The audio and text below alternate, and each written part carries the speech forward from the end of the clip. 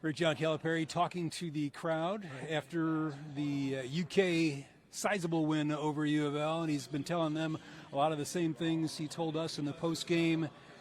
He wants his team to play more deliberate. He feels like if they play the way they did against the Cards today, they will be pretty good in the SEC. Yeah, got to be really happy with the way they shot the ball, 60% from the field. Yeah. He's got to be thrilled by the performance of Jacob Toppin. The last 4 games, Toppin had 9 points combined in 4 games. he had a goose egg against Missouri. And Cal said, whatever the next word is beyond awful, that's the way he played. Well, he had 24 points against Louisville, a career high. So did Oscar Shibwe. You get 48 from those two, you're going to be in every game. Yeah, a pretty impressive outing for the Cats. We expected kind of a one-sided win. I know you had said during the week that a positive for the Cardinals would be to make UK sweat a little bit, make it a game. They never really were able to do that. They fell behind by 15 early. Didn't cower. They kind of got back in it, made some buckets, played a decent first half, got off to a pretty good start in the second half, scoring 7 in a row, got it within 8 at that point. But from there, it was really all UK. Yeah, that's where it really got away from, as you mentioned. They start the second half with a Brandon Huntley Hatfield basket, then a 3 by Mike James, then 2 free throws by L. Ellis. Louisville actually had 2 chances to cut the lead to what? It was 8 to cut it to 6 or 5. Turnover.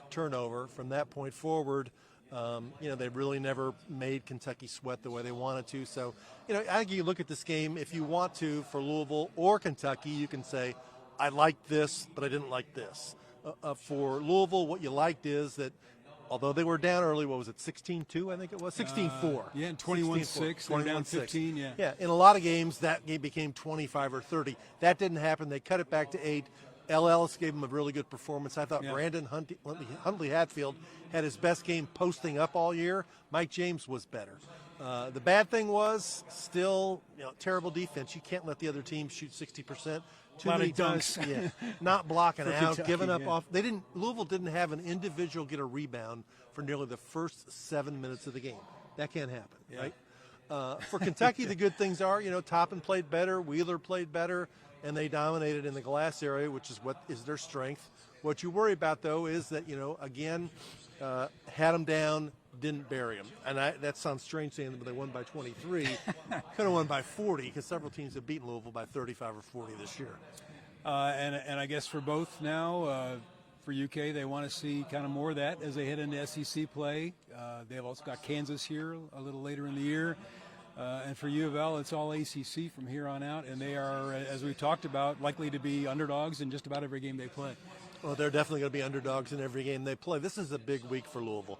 They've got 2 ACC games at home against probably middle-of-the-pack or lesser teams from the ACC. It's not a great Syracuse team.